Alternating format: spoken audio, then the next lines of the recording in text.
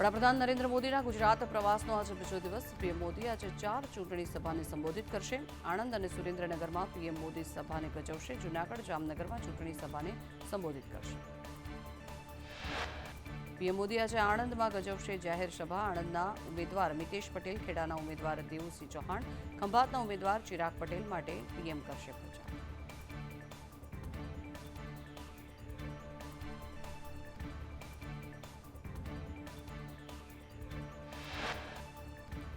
PM મોદીની પ્રદેશ ભાજપ કાર્યાલય કમલમમાં બેઠકમાં સીએમ ભૂપેન્દ્ર પટેલ અને સીઆર પાટીલ હાજર રહ્યા। રાજ્યની હાલની રાજકીય સ્થિતિ પીએમનું મંથન।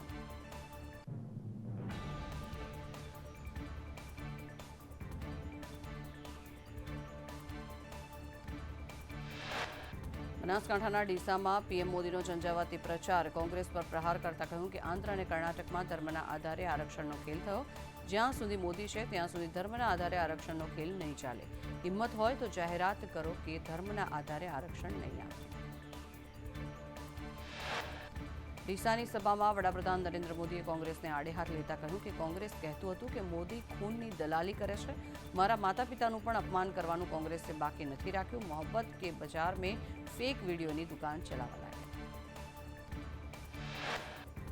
પીએમ મોદીએ કોંગ્રેસના દિવંગત નેતા અહેમદ પટેલને યાદ કરીને કહ્યું કે અહેમદભાઈનો પરિવાર કોંગ્રેસને વોટ નહીં આપી શકે। અધૂરામાં પૂરું કોંગ્રેસનો શાહી પરિવાર પણ કોંગ્રેસને વોટ નહીં આપી શકે।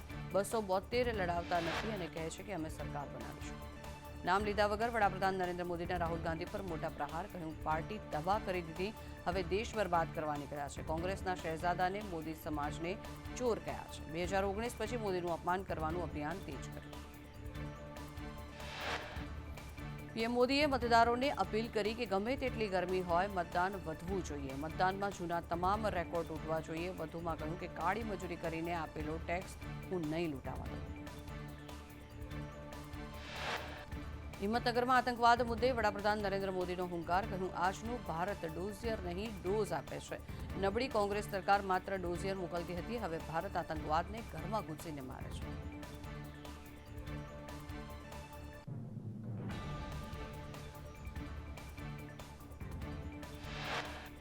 મુસ્લિમોને યાદ કરીને વડાપ્રધાન નરેન્દ્ર મોદીએ કહ્યું કે ટ્રિપલ તલાકથી મુસ્લિમ બહેનોને મુક્ત કરાવી। મુસ્લિમ દીકરીઓની જિંદગીનો સવાલ હતો, 3 તલાક હટાવી દીધો। કોંગ્રેસે 3 તલાકની પરંપરા તોડવાની હિંમત ન દાખવી। મને વોટ બેંકની ચિંતા નથી।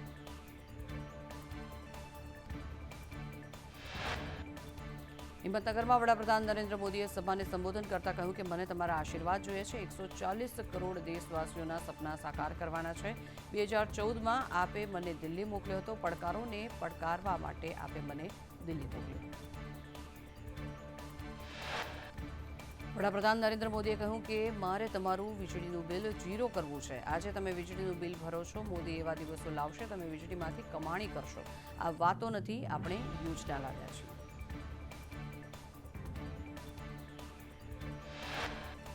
કોંગ્રેસના લોકો દેશને ડરાવતા હતા। રામ મંદિર બનશે તો દેશમાં આગ લાગશે। રામ મંદિર બની ગયું તેમ છતાં કંઈ જ ન થયું। દેશમાં આગ ન લાગી પણ કોંગ્રેસમાં આગ લાગી। રામ મંદિર ન બને તે માટે કોંગ્રેસે કાયદા બદલ્યા।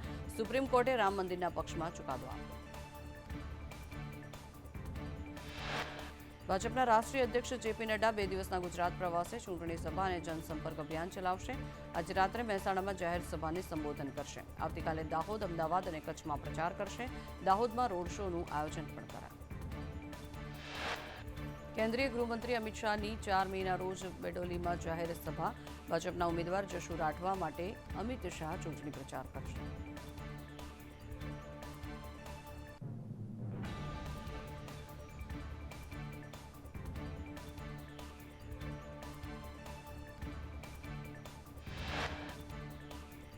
જામનગર લોકસભા સીટ પર કોંગ્રેસ અને આમ આદમી પાર્ટીનો સંયુક્ત પ્રચાર। ઇન્ડિયા ગઠબંધનના ઉમેદવાર જેપી મારવિયાએ જનસભા અને બાઇક રેલી યોજી। આપના ઈશુદાન ગઢવીએ પણ જેપી મારવિયાના સમર્થનમાં જનસભાને સંબોધિત કરી। જશુ રાઠવાએ ઘોગંબા તાલુકાના ગ્રામ્ય વિસ્તારોમાં પ્રચારની સાથે બેઠકોનો દોર શરૂ કર્યો। જશુ રાઠવાએ 5 લાખની જંગી લીડથી જીતવાનો વિશ્વાસ વ્યક્ત કર્યો। કાળઝાળ ગરમી વચ્ચે ભાજપના ઉમેદવાર ભરત સુતરિયા અમરેલીના છેવાડાના ગ્રામ્ય વિસ્તારોમાં સભાઓ ગજવી। ગારિયાધાર વોર્ડ 2 પર મોણપુર ગામે આકરી ગરમી વચ્ચે પ્રચંડ જન સમર્થન મળ્યું. જામનગરના જામ સાહેબે જામ રણજીના સમયમાં બનેલી ઘટનાને લઈને રાહુલ ગાંધીને પત્ર લખ્યો. રાજાશાહીના સમયમાં થતી કામગીરી મુદ્દે પત્રમાં ઉલ્લેખ કરાયો. પૂર્વ ડેપ્યુટી સીએમ નીતિન પટેલ ચૂંટણી મેદાનમાં બોલાવી ક્રિકેટની રમઝટ. નીતિન પટેલે ફટકારી સિક્સર. એમએલએ મુકેશ પટેલની બોલિંગમાં ફટકાબાજી કરી.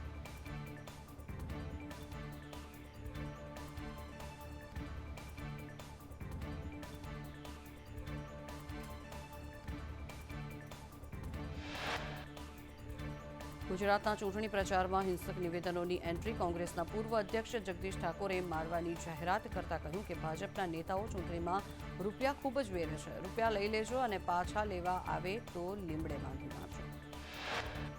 જગદીશ ઠાકોરે કહ્યું કે તમે રૂપિયા લઈ લેજો, રૂપિયા આપણા જ છે. રૂપિયા લઈને મત કોંગ્રેસને આપજો. ભાજપના લોકો ખોટું કરે તો આપણે કરવામાં શું વાંધો છે? ચૂંટણી પંચની વાત ભાજપ કેમ નથી માનતું? જગદીશ ઠાકોરના નિવેદન પર ભાજપ સહપ્રવક્તા ઘનશ્યામ ગઢવીનીએ કહ્યું કે ગાંધીજીની વાતો કરનારાઓના મોઢે હિંસાની વાત નથી શોભતી. હાર દેખાતી હોય ત્યારે માણસ હતાશામાં બોલે છે.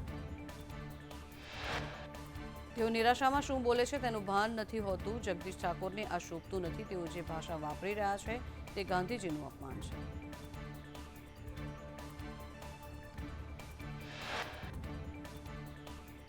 વાઘોડિયામાં મધુ શ્રીવાસ્તવે કોંગ્રેસને પોતાનું સમર્થન જાહેર કર્યું. જાહેર સભામાં મધુ શ્રીવાસ્તવે બફાટ કર્યો.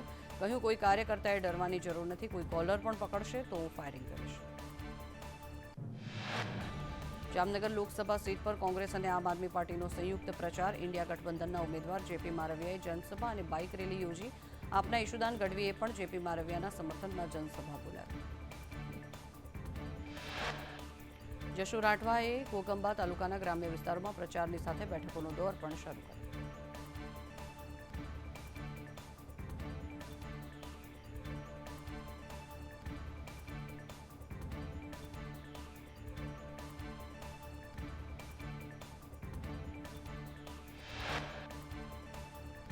લાલુ પટેલે કેતન પટેલ પર ભ્રષ્ટાચારના આક્ષેપ કરતા રાજકીય ગરમાવો. કેતન પટેલ પર સીબીઆઈનો કેસ ચાલતો હોવાનું લાલુ પટેલે આક્ષેપ કર્યો. નર્મદામાં મનસુખ વસાવાએ ચેતર વસાવા પર પ્રહાર કરતા કહ્યું કે ચેતર વસાવાથી કૂતરું તો શું બિલાડું પણ ડરતું નથી. અમને વોટ નહીં આપો તો કોઈ વાંધો નહીં, પણ ચેતરને તો વોટ ના જ આપતા. વધુમાં તેમણે પ્રહાર કર્યા કે કેજરીવાલ આદિવાસી વિરોધી છે. આદિવાસીઓના હક માટે લડતી બીટીપીને પતાવી દીધી છે. ચેતર વસાવા તો મોહરો માત્ર છે. મનસુખ વસાવાના આક્ષેપ સામે ચેતર વસાવાએ પલટવાર કરતા કહ્યું કે મનસુખ વસાવાની ભાષા સંસદીય ભાષા નથી. તેઓ રાજ્ય અને કેન્દ્ર સરકારમાં મંત્રી રહ્યા છે. તેમના આ શબ્દો અશોભનીય છે. 30 વર્ષમાં તેમણે શું કર્યું એ અમને જોવું પડે છે. મનસુખભાઈ હારે છે એટલે આવી ટિપ્પણીઓ કરી રહ્યા છે. આ ચૂંટણી ભાજપની સાથે સાથે પોલીસ સામે પણ લડવાની છે. મનસુખ વસાવાના વાર પર ચેતર વસાવાએ પલટવાર કરતા કહ્યું કે મનસુખ દાદા ઉંમર થઈ ગઈ છે, આરામ કરો. પ્રચાર કરતા મતદારોને કહ્યું કે હવે મનસુખ દાદાને રજા આપવાની છે.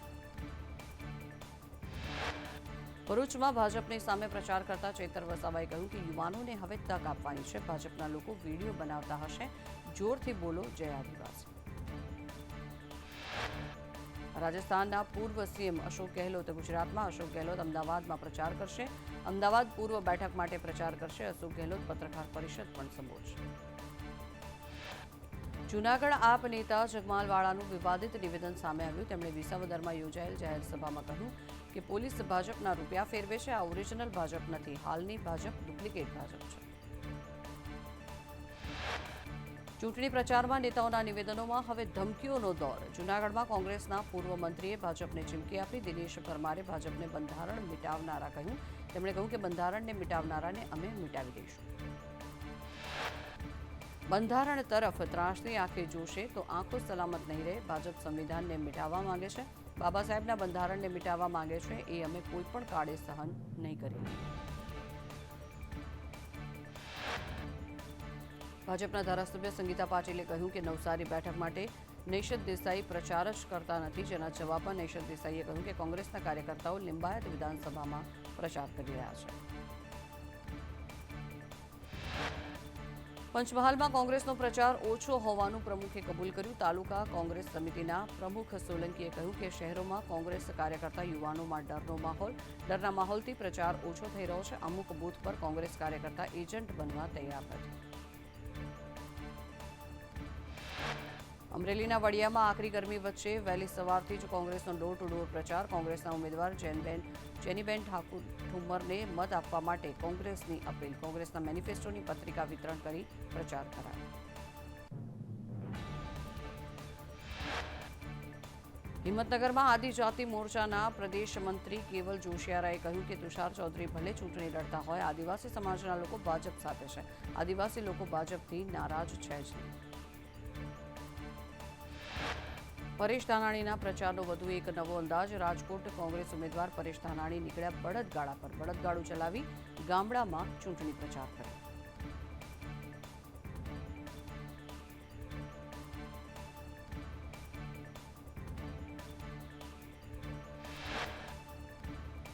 જામનગર કોંગ્રેસના યુવા ઉમેદવાર જેપી મારવિયાનો ચૂંટણી પ્રચાર. બેરોજગારી, બેકારી અને આરોગ્યની અસુવિધાથી લોકો ભાજપથી થાકી ગયા હોવાના આક્ષેપ કર્યા. જેપી મારવિયાએ ડોર ટુ ડોર પ્રચાર કર્યો.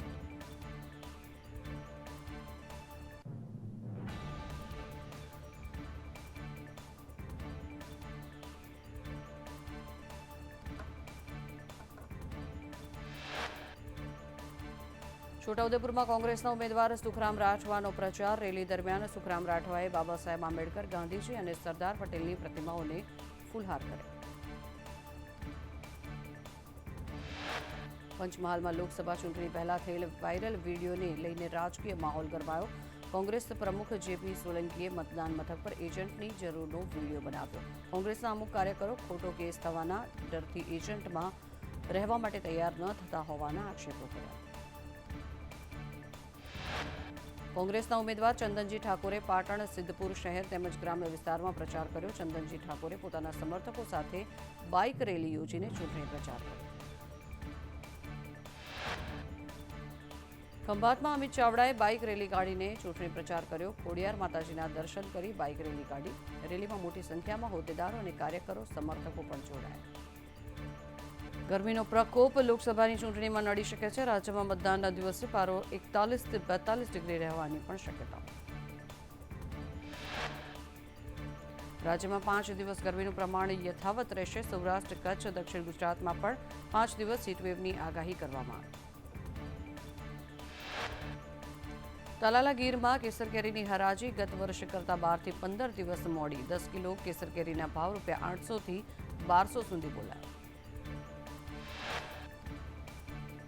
વેક્સિનની સાઇડ ઇફેક્ટ્સને કારણે થઈને ભાજપ ડોક્ટર સેલની પ્રતિક્રિયા. કહ્યું કે ICMRની વેબસાઇટના રિપોર્ટ મુજબ સાઇડ ઇફેક્ટ થઈ રહી છે. ગાયનેકોલોજિસ્ટ ડોક્ટર મુકેશે કહ્યું કે કોઈપણ વેક્સિન બને ત્યારે તેનું પોસ્ટ માર્કેટિંગ સર્વેલન્સ થાય છે. 3 સર્વેલન્સ ઉપર ફેટેલિટીનો કોઈ જ રિપોર્ટ આવ્યો નથી. ડોક્ટર જ્ઞાની સિંહના કહેવા મુજબ 11 લાખમાંથી 4 લોકોને સાઇડ ઇફેક્ટ થાય છે.